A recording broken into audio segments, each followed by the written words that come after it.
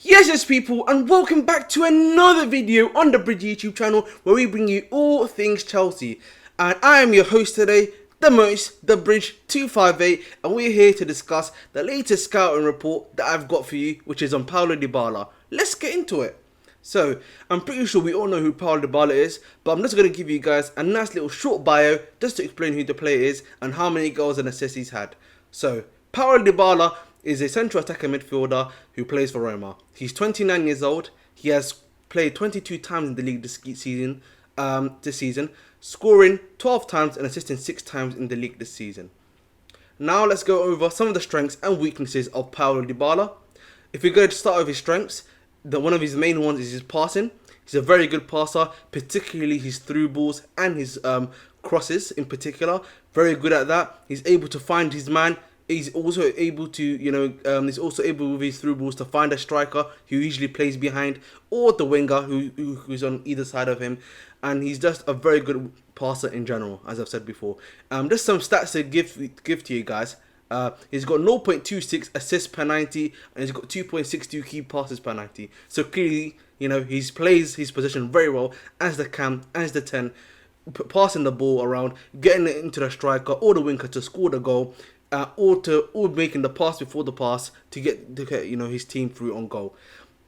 Paulo Dybala in particular, for me, I would want him to stay as centrally as possible, get those balls into the striker, and for them to score. He's got a particular knack for that as well.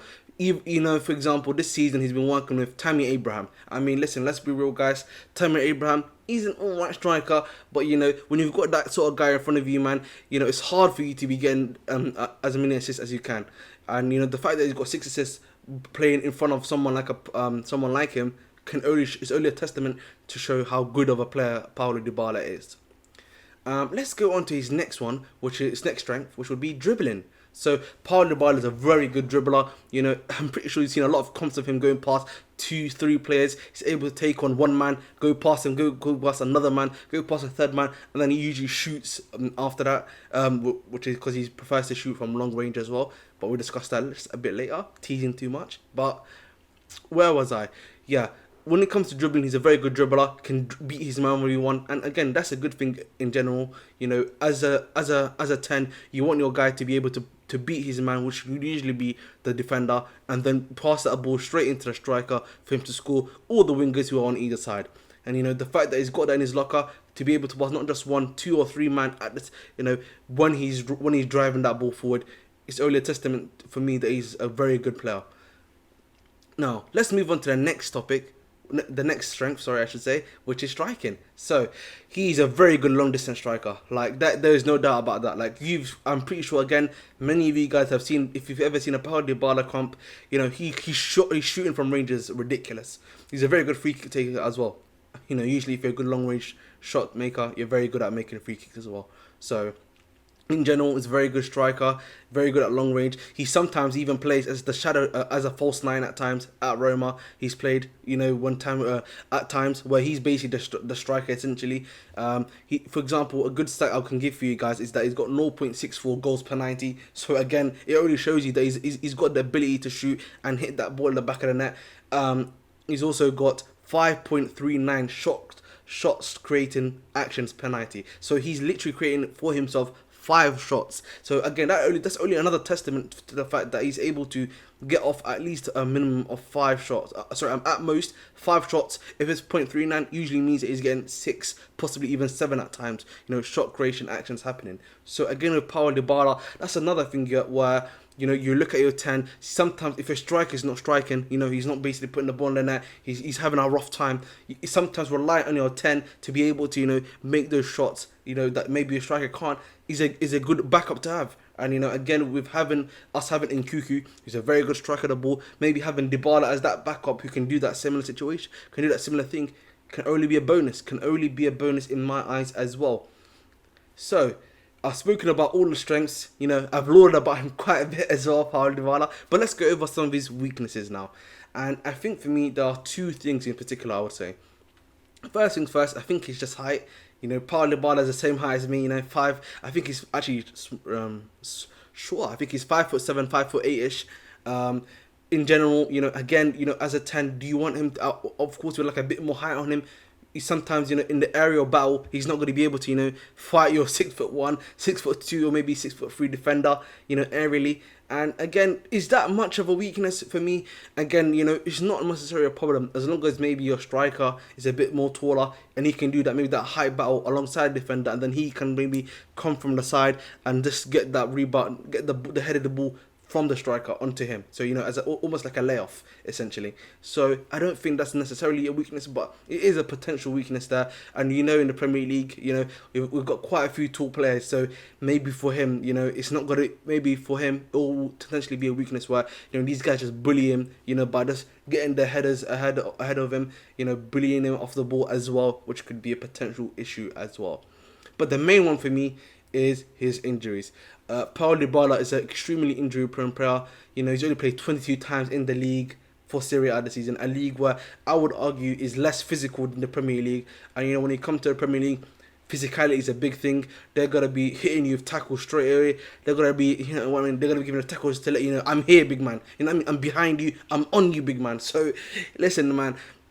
Especially if someone who's got such a fragile body. Is it worth taking the punt on Paulo Dybala where, okay, yes, you've got Paulo Dybala, he's cheap, he's got a 12 million release clause and everything, but if he cannot, play like more than 22 games, essentially, and of the 22 games, he only started 18 times, and he came off, he had 4 off the bench appearances, it's worrying, man. It's worrying indeed. And I don't know, man, because for me, moving on from, because I feel like I explained those two weaknesses quite well. Moving on, I just want to discuss really, should we bring him in? On one hand, I know the stuff, the positive about Paulo Dybala. I like the stuff that he's able to do. I'm interested. I'm intrigued. I want some of those stuff for our team. Don't get me wrong. He would be an excellent backup. But at the same time, do I want someone that's injury prone? One of the things that I always like to say is that availability is the best ability. Being constantly available is the first step for any footballer.